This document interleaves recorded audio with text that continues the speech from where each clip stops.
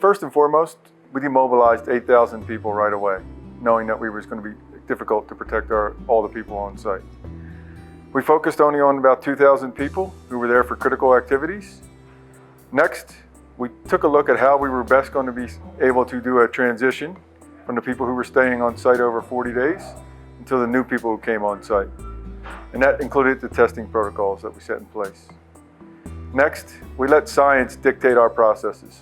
So we had the doctors from Dr. Renato, as well as Dr. Elton from the group, support us on what was the best way to test to keep the site as safely as possible.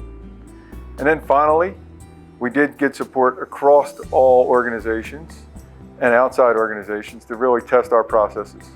So we slowly mobilized people to test that we can actually deal with the outbreak or the challenges that come with an outbreak on site. And we were able to prove that safely.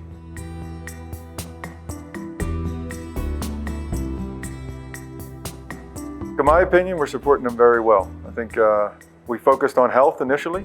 We supplied vans right away to help the local community. We provided 10,000 plus test kits, a quick test, to make sure that we can test people in Moquegua. We also focused on ICU beds. We donated 6 ICU beds, as well as various PPEs, including masks, sanitizer, etc.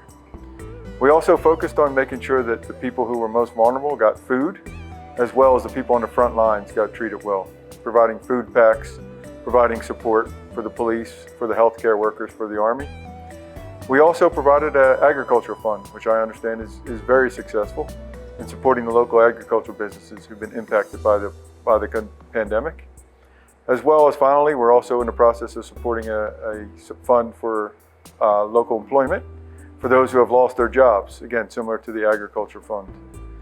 And then finally, I think we made it personal as the Quellaveco leadership team and employees. So we all personally donated, as well as some of our contractors, money to the local community to make sure that those out in the far reaches of Moquegua were able to get food, supplies, sanitizer, as well as books and supplies for school for their children.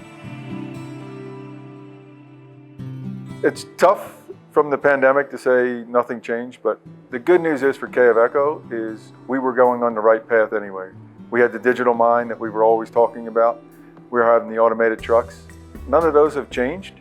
Matter of fact, they just become more urgent for us. So we need to get those up and running as quickly as possible. I think also from Quellaveco's standpoint, we have a bright future, but now it's about delivery. We have to deliver this project as quickly as possible. The delivery of the project will benefit Moquegua, will benefit Peru, and will benefit the owners. And I think that's really important for us to do. And then I think finally, from our standpoint, we need to capture the Peru pride. Right when the project got shut down, I think we were hitting our stride in momentum. And I think the future and how all the benefits it can bring really need to be tied into what this project was all about from the beginning, which is around pride in Peru. For me, I personally struggled initially. For me, commitment is a big deal. And I felt like I let down the organization by not being able to keep the project open. So once I got over the initial letdown, and for me personally, I think I really focused on change, and where I can bring about change most was to really reconnect with our employees and to really work hard at assuring our employees that not only we were going to be safe and healthy, but that Quellaveco was here for the long run. I also got myself healthier, as most of you guys can see or would have seen. I started exercising a lot more and really dedicated myself to exercising, knowing that the pandemic is at risk for people who don't have a healthy environment to live in. And then finally, I guess I've learned to become a different leader and a new leader, and realize that I need to connect with more people on a personal and a focused level rather than on a project level. So I spent a lot of time reconnecting with employees across the business, and will continue to do that in the future.